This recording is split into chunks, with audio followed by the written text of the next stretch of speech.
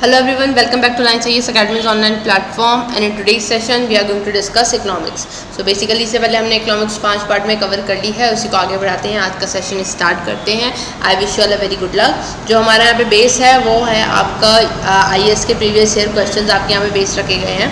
Okay, previous year question आपके 2010 से हमने स्टार्ट करे हैं 2020 तक के कवर करने की कोशिश करेंगे हम इसमें पूरी. डन. इसके साथ ही हम इसमें NCERTs को भी लेके चल रहे हैं, साथ साथ कुछ क्वेश्चन आपके NCERT होंगे प्लस आपके प्रैक्टिस सेट है. तो चलिए शुरू करते हैं. क्वेश्चन आप फॉर्मेट आपका वही है, 10 क्वेश्चन का सेट है. जैसे क्वेश्चन स्क्रीन पे आएगा आपको वीडियो को पॉज करना है, कमेंट सेक्शन में अपना आंसर टाइप करना है और फिर वापस आके अपना आंसर चेक करके by the end of the video अपना फाइनल स्कोर टाइप करना है. और यहाँ पे आप ये भी लिख सकते हैं कि आप क्वेश्चंस में अपना लॉजिक क्या लगा रहे हैं. इकोनॉमिक्स में तो बहुत इंपॉर्टेंट हो जाते हैं लॉजिक्स लिखना. ओके, क्योंकि वो पूरी रिलेशन साइकिल होती है, तो अगर आपको पता है तो आपके क्वेश्चंस फिर अच्छे से क्लियर हो जाते हैं. डन.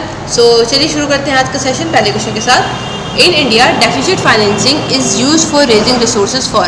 आपको बताना है कि डेफिसिट फाइनेंसिंग जो किसके लिए यूज़ किया जाता है इंडिया में. Economic development, redemption of public debt, adjusting the balance of payment, reducing the foreign debt. आपको बताना है कि डेफिसिट फाइनेंसिंग का यूज़ किसके लिए किया जाता है और आपका आंसर होगा इसमें ए, इकोनॉमिक डेवलपमेंट. तो बेसिकली डेफिसिट फाइनेंसिंग क्या होता है कि अब यहाँ से इसको हम दो वर्ड्स में तोड़ते हैं. ये हो गया आपका डेफिसिट. डेफिसिट मतलब यह हो गया जितनी अर्निंग है, ओके, उससे ज़्यादा क्या हो रहा है, एक्सपेंडिचर हो रहा है. सो जब अर्निंग से ज़्यादा एक्सपेंडिचर होगा तो ऑब्वियसली एक डेफिसिट क्रिएट हो जाएगा. ठीक. अब इस डेफिसिट को भरने के लिए गवर्नमेंट क्या करती है, डेफिसिट फाइनेंसिंग करती है. डेफिसिट फाइनेंसिंग को कैसे करेगी, या तो बोरो करेगी, ठीक, या तो न्यू मनी प्रिंट करेगी. सो इस तरीके से डेफिसिट फाइनेंसिंग करती है. अब जो डेफिसिट फाइनेंसिंग होती है इसको अब यूज़ किसके लिए किया जाएगा. यूज़ अब ये रिडेम्पशन ऑफ पब्लिक डेट में तो उसका यूज़ करेंगे नहीं, क्योंकि ऑलरेडी वो बैलेंस को बिगाड़ देगा. Adjusting the balance of payment, reducing the foreign debt नहीं, हम बेसिकली इसका यूज़ करेंगे इकोनॉमिक डेवलपमेंट में. खुद समझिए, हम अगर इकोनॉमिक डेवलपमेंट में आपका इसको यूज़ करते हैं, सो जो आपकी आगे जो साइकिल बढ़ती जाएगी, ओके, आगे जो साइकिल बढ़ेगी उससे अल्टीमेटली ये चीज़ें आपकी सॉल्व होती जाएंगी. सो जो आपका इसका मोटिव होगा वो यूज़ किया जाएगा, वो इकोनॉमिक डेवलपमेंट के लिए यूज़ किया जाएगा.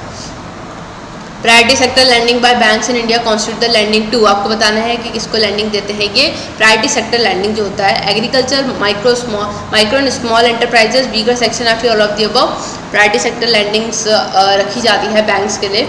ओके, सो आपको बताना है कि किस किस के लिए दिया जाता है यहाँ पे. आई होप आप लोगों ने इकोनॉमिक्स में इसे कवर किया होगा. प्रायोरिटी सेक्टर लैंडिंग बहुत बार सुना है हमने, अलग अलग उसमें इसमें लिमिट्स होती हैं, अलग अलग वो होता है. ठीक. सो इसका जो आंसर होगा आपका वो होगा all of the above. So basically priority sector landing आप अगर वर्ड से निकालें तो कुछ ऐसे सेक्टर हैं जिनको प्रायोरिटी दी जाती है क्रेडिट लैंड करने में.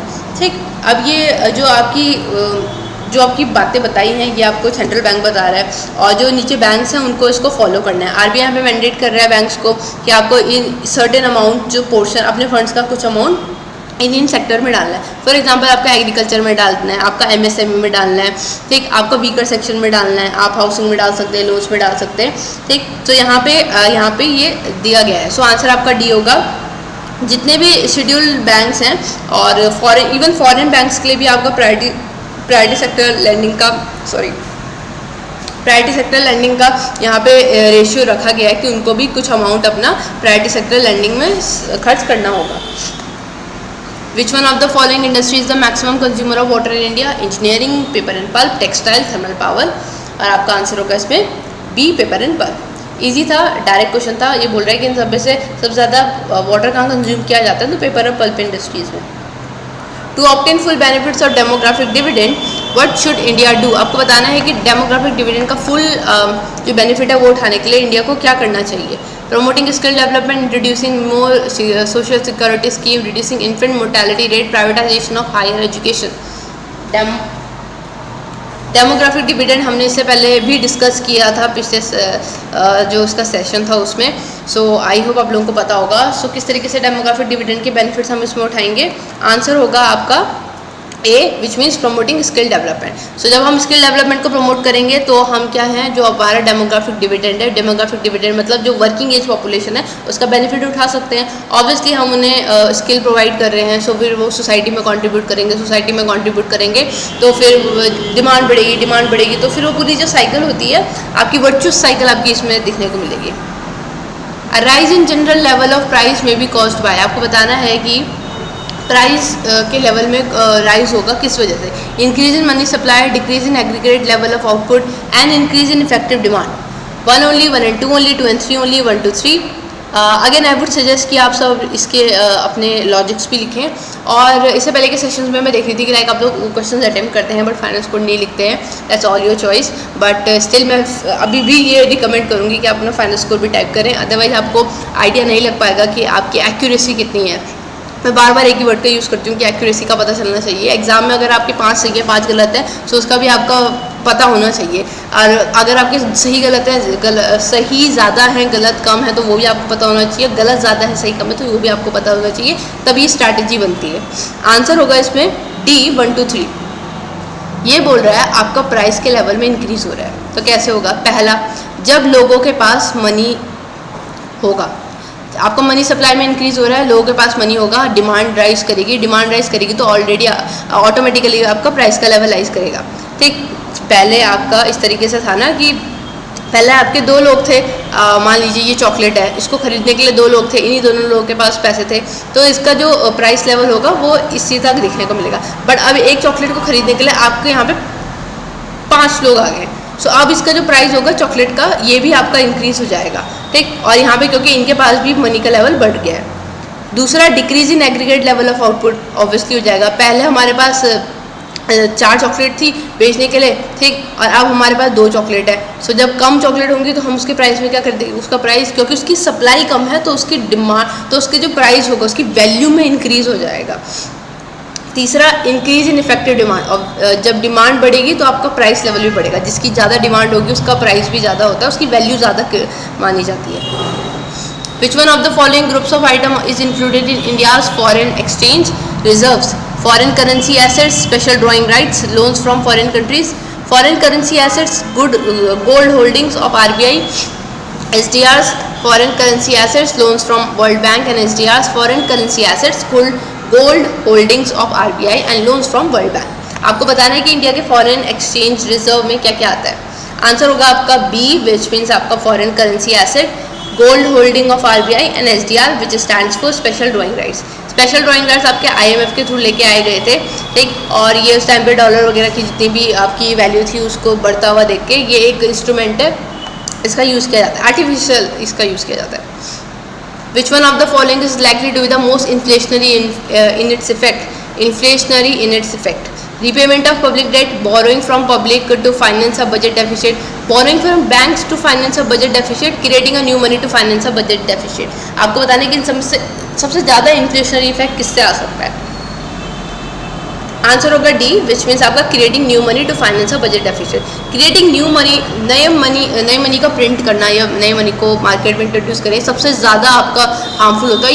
ये सबसे एंड स्टेज होती है जिसको यूज़ किया जाता है, अदरवाइज इससे पहले और चीज़ों का पूरा यूज़ किया जाता है अगर सिचुएशन को हैंडल करना हो, क्योंकि ये सबसे ज़्यादा आपका इन्फ्लेशन में इंक्रीज़ होगा, एकदम से मार्केट में बहुत सारा पैसा आ जाएगा, सो इन्फ्लेशन का रेट बहुत ज़्यादा बढ़ जाएगा।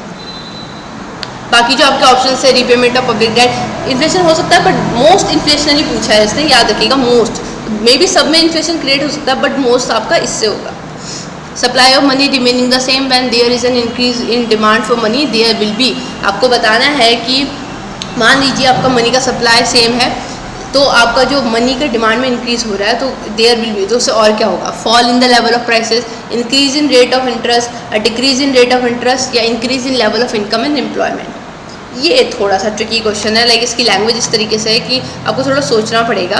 ओके, सो ये बोल रहा है कि supply of money remaining the same when there is an increase in demand for money. जब मनी की डिमांड में इंक्रीज हो रहा है और सप्लाई ऑफ मनी आपका सेम ही है तो उससे क्या होगा, आपका आंसर होगा आपका डी, आपका लेवल ऑफ इनकम में इंक्रीज होगा, एम्प्लॉयमेंट में इंक्रीज होगा। Economic growth in a country X will be necessarily have to occur if, आपको बताना है कि कंट्री एक्स की इकोनॉमिक ग्रोथ होके ही रहेगी कब, there is a technical progress in world economy, there is a population growth in X, there is a capital formation in X, या फिर volume of trade grows in the world economy. Answer होगा आपका C, capital formation in X. Obvious था, ये बोल रहा है कि इकोनॉमिक ग्रोथ एक्स की होगी कब, नेसेसरली कब होनी चाहिए, टेक्निकल प्रोग्रेस होगी तो हो सकता है कि इससे हो, इम्प्लीकेशंस में से हो सकता है, ठीक, बट नॉट नेसेसरीली नहीं हो सकता है। पॉपुलेशन ग्रोथ तो ये ऑब्वियस है कि हमने देखा है कि हाँ कंट्रीज़ ऐसी भी हैं कई जहाँ पॉपुलेशन बहुत है बट स्टिल उनकी इकोनॉमिक ग्रोथ नहीं है। कैपिटल फॉर्मेशन होगा तो आपकी इकोनॉमिक ग्रोथ नेसेसरली हो सकती है। लास्ट क्वेश्चन आज का, national income of a country for a given period is equal to, आपको बताना है किसके बराबर होती है, total value of goods and services produce by the nationals, sum of total consumption and investment expenditure, sum of personal income of all individual, money value of final goods and service produce. Answer होगा आपका A, which means total value of goods and services produce by the national. Basically national income की बात कर रहा था। सो जो nationals हैं उस कंट्री के, वो कितना आपकी गुड्स एंड सर्विसेज की वैल्यू, उनकी जितनी भी वैल्यू प्रोड्यूस कर रहे हैं वो, उसको हम काउंट करेंगे उनकी नेशनल इनकम में। So that's it for today. I hope आप लोगों ने अच्छे से परफॉर्म किया होगा। फाइनल्स को लिखना मत भूलिएगा। Thank you so much.